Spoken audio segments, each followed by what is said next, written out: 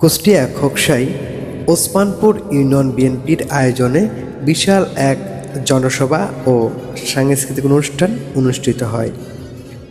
সোমবার ২৭ অক্টোবর বিকেল ৩টা থেকে ওসমানপুর মাধ্যমিক বিদ্যালয়ের মাঠে এই অনুষ্ঠান শুরু হয়।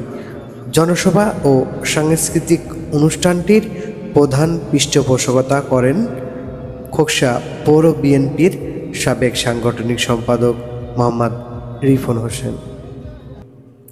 অনুষ্ঠানটি সঞ্চালনা করেন সাবেক ছাত্রনেতা রকুনুজ্জামান রকুন।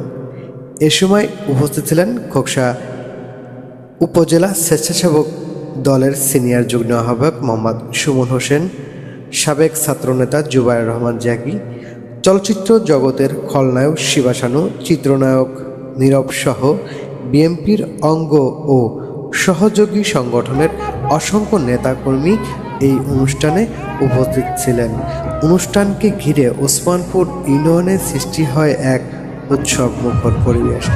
হাজারো নারী পুরুষের উপস্থিতিতে হয়ে যায় মনোজ্ঞ সাংস্কৃতিক অনুষ্ঠানটি উপভোগ করতে ওসমানপুর ইউনিয়ন সহ বিভিন্ন এলাকার নারী পুরুষ জড়ো হন এই অনুষ্ঠানে। এছাড়াও আগত দর্শকদের হাতে বিএনপির ভারপ্রাপ্ত চেয়ারম্যান তারেক রহমান ঘোষিত ৩১ দফা কর্মসূচির লিফলেট বিতরণ করা হয়। বিস্তারিত দেখব আমরা রিপোর্টে। আজকের অনুষ্ঠান রিপন হোসেনকে বক্তব্য দেওয়ার জন্য বিশেষভাবে অনুরোধ করছি। আমাকে চেনেন তো সবাই? আমার নারী বাড়ি কিন্তু ওসমানপুরে কলতলায়। যাই হোক আজকের অনুষ্ঠানের প্রধান অতিথি সৈয়দ মেহেদি এমপি পদপ্রার্থী সৈয়দ মেহেদি দুই চাচাকে ফোন করে রেখেছেন। আজকে তার গুলশান পার্টি অফিসের মিটিং, সেই জন্য বিশেষ কারণে তিনি ঢাকা গমন করেছেন। যাই হোক এই খোকসা কুমারখালীর যত উন্নয়ন সব কিন্তু বিএনপির আমলে হয়েছে। সুপ্রিয় ওসমানপুরবাসী, আমি ছোটবেলায় দেখেছি জনাব সৈয়দ মেহেদি দুই চাচার যে জনপ্রিয়তা, এখন পর্যন্ত সেই জনপ্রিয়তার ধারে কাছে কোনো নেতা আজ পর্যন্ত আসতে পারে নাই। হয়তোবা আমাদের এই খোকসা এবং কুমারখালীর কিছু চাপাবাজ নেতা আছেন যারা সুকৌশলে নিজেদের অবস্থান তৈরি করার জন্য বিভিন্নভাবে বিভিন্ন কৌশলে কথাবার্তা বলে থাকেন। জনাব সৈয়দ মেহেদি দুই চাচা যতদিন বাঁচবেন তার বাইরে খোকসা কুমারখালী নবসান চিন্তা করা অন্যায়। সুপ্রিয় খোকসাবাসী, দেখতে হবে সৈয়দ মেহেদি রাজনৈতিক এবং বর্ণিল রাজনৈতিক ক্যারিয়ার দীর্ঘ 52 বছরের। এই সৈয়দ মেহেদি হাত ধরে আমাদের কুষ্টিয়া জেলার অসংখ্য নেতা তৈরি হয়েছে। আপনারা হয়তো এই বিষয়ে অবগত। আমরাও রাজনীতি করি, আমরাও ঢাকাতে রাজনীতি করি, কেন্দ্রীয় রাজনীতির সঙ্গে জড়িত। আমরা জানি কার কতটুকু গ্রহণযোগ্যতা। আমি জানি অনেকে অনেক ধরনের কথাবার্তা বলে থাকেন, কিন্তু এই সৈয়দ মেহেদি সারা বাংলাদেশের মানুষ ছিলেন এক নামে। আমাদের পরম সৌভাগ্য যে তার মধ্যে একজন নেতা আমাদের কুষ্টিয়া জেলায় জন্মগ্রহণ হয়েছে। বাংলাদেশের যতগুলো সিনিয়র নেতৃবৃন্দ আছে তার মধ্যে অন্যতম সৈয়দ মেহেদি। তিনি যদি চিন্তা করতেন যে কেন্দ্রীয় পর্যায়ে অনেক ভালো পোস্টে যাবেন, যেতে পারতেন, কিন্তু আমাদের কুষ্টিয়া জেলা খোকসা কুমারখালী মানুষের কথা চিন্তা করে কখনো ওই পর্যায়ে যাননি যে না, আমি আমার কুষ্টিয়া জেলার যে পদ পদবি নিয়ে আছি এটাই আলহামদুলিল্লাহ। এই নেতাকে বিভিন্নভাবে বিভিন্ন কৌশলে অপমানজনক কথাবার্তা বলে থাকেন, তাদেরকে সাবধান করে দিতে চাই। শুধু দর্শক মন্ডলী, আরেকটি বিশেষ কথা বলতে চাই, সেটি হচ্ছে যদি উনি এমপি হন, ইনশাআল্লাহ জনাব তারেক রহমান সাহেব ওনাকে মন্ত্রিত্ব দেবেন। কারণ আমাদের খুলনা সবচেয়ে প্রবীণ নেতা। ধন্যবাদ জানাই আমার খোকসা প্রশাসনিক যারা আমাদের সার্বিকভাবে সহায়তা করেছেন, যখনই ডাকি বিভিন্নভাবে সহযোগিতা করে থাকেন। খোকসা প্রশাসনিক সকল সদস্যকে আমার তরফ থেকে অভিনন্দন। আমি বিশেষভাবে ধন্যবাদ জানাই আমার শ্রদ্ধেয় বড় ভাই, আমি তার হাত ধরে রাজনীতি করতাম, এই ওসমানপুরের কৃতি সন্তান রোকন ভাই।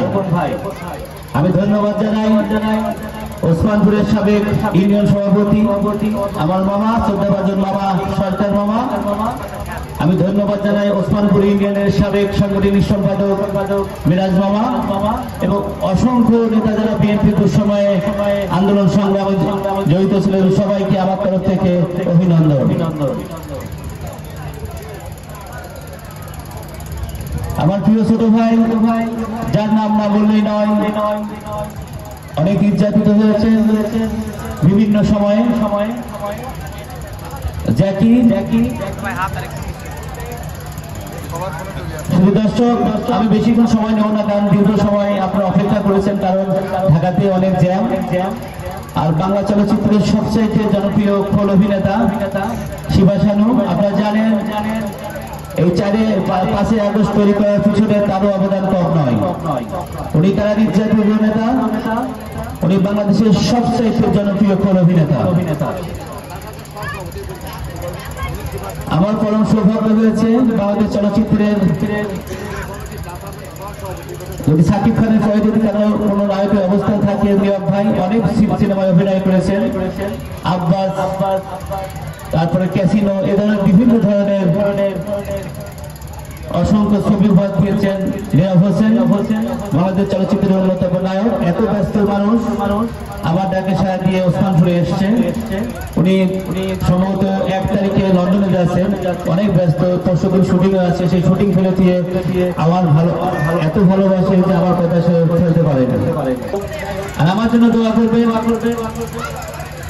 আমি একটা ক্রিকেট টিম কিনেছি, premier division team, Dhaka Abahani Mohammedan brothers union, এই ধরনের টিমে আমি একটা টিম কিনেছি। আমার টিমের জন্য সবাই দোয়া করবেন। আগামী জানুয়ারি মাস থেকে খেলা শুরু।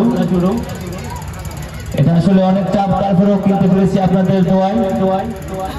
টিমের নাম হচ্ছে কেয়ার টাইগার ক্রিকেট ক্লাব। আমার টিমের জন্য দোয়া করবেন। আর অল্প কিছুক্ষণের মধ্যেই আপনাদের মনোজ্ঞ সাংস্কৃতিক অনুষ্ঠান শুরু হবে। ক্ষমা প্রার্থী, হয়তো বা অনেক সময় দেরি হয়ে গিয়েছে, সেজন্য ক্ষমা সুন্দর দৃষ্টিতে দেখবেন। শুধু দর্শক মন্ডলী, এখন আপনাদের সামনে বক্তব্য নিয়ে আসবেন বাংলাদেশ চলচ্চিত্রের মিনিমাম 400 সিনেমার করেছেন যশাসের কেন্দ্রীয় কমিটির যুগ্ম আহ্বায়ক শিবা শানু। আরেকটি কথা বলে যায়, প্রিয় ওসমানপুরবাসী, আমার পাশে আপনারা সবাই আছেন তো? হাত তোলেন, কারণ আমি আগামীতে পারবেন। আর আপনাদের সবার কাছে একটাই কামনা করি, সৈয়দ মেহেদী আহমেদ রুমির পক্ষ থেকে আপনাদের সবার কাছে ধানের শীষের ভোট চাচ্ছি।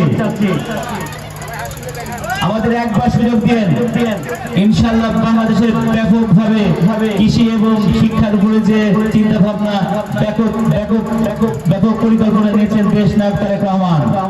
৩১ দফা রাষ্ট্র কাঠামো বাস্তবায়নের আজকের এই অনুষ্ঠানের সম্মানিত সভাপতি, সম্মানিত প্রধান অতিথি, যিনি একটি জরুরি রাজনৈতিক কারণে ঢাকায় অবস্থান করছেন, আপনাদের সকলের প্রিয়, আমাদের সকলের প্রিয় কুমারখালী খোকসা থেকে বারবার নির্বাচিত সংসদ সদস্য, বিএনপি চেয়ারপারসনের উপদেষ্টা মন্ডলীর অন্যতম সদস্য জনাব সৈয়দ মেহেদী আহমেদ রুমি ভাই আজকে এখানে উপস্থিত থাকতে পারেননি, তারপরেও তাকে আমি সালাম জানাচ্ছি যে তিনি এই অঞ্চলে প্রতিটি ঘরে ঘরে বিএনপির আদর্শকে প্রতিষ্ঠা করেছেন, বিস্তার ঘটিয়েছেন বিএনপির আদর্শের খোকসা, কুমারখালী তথা কুষ্টিয়া।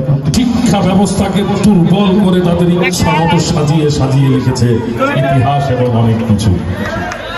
তাই আমি আপনাদের সামনে ছোট্ট করে কিছু সত্য ইতিহাস তুলে ধরতে চাই। প্রথমে যারা শুরু করেছে তাদের গলা ভেঙে গেছে।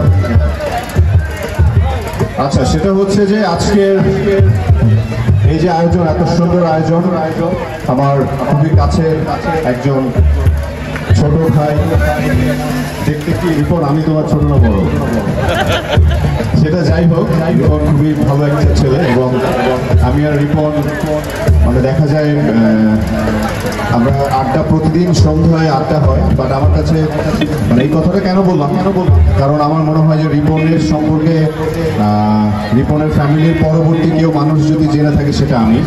এবং রিপন ঢাকাতে থাকলেও আমি দেখেছি রিপনের মন কিন্তু এই কুষ্টিয়াতেই খুকসাতেই পড়ে থাকে, সারাক্ষণ কুষ্টিয়ার মানুষকে নিয়ে ভাবে এবং সারাক্ষণ কুষ্টিয়ার মানুষজনের জন্য কি করবে কি করা না না অসুবিধা নেই, জোর করে আসলে অসুবিধা নেই। আমরা যেটা আজকে প্রোগ্রামে এসেছি এবং এই প্রোগ্রামের সাথে অনেকদিন ধরে রিপন আমাকে বলছিল যে ভাইয়া অনেক সুন্দর একটি প্রোগ্রাম হবে, অনেক বড় একটি প্রোগ্রাম হবে, এবং আমি ওইখান থেকে ঢোকার পর থেকে যখন দেখছিলাম অনেক বড় একটা মেলার মতো আয়োজন করা হয়েছে এবং এইরকম মেলা আমাদের গ্রামে খুব কম যাওয়া হয়েছে। আমার মা যখন বেঁচে ছিলেন, আমার নানা বাড়ি কিন্তু একদম জাস্ট অল্প, এখানে কতক্ষণ লাগবে আমার নানা বাড়ি পাংশা, সো পাংশা পুইজোরে মুসিদাহ বনগ্রাম, যেখানে অনেক বড় ওরস মানে ওরস মোবারক হতো এবং তখন দেখতাম যে এরকম সভা বলতো, সেটাকে সভা। সো সেখানে গিয়ে দেখতাম এরকম মেলা থাকতো। আচ্ছা ঠিক আছে না।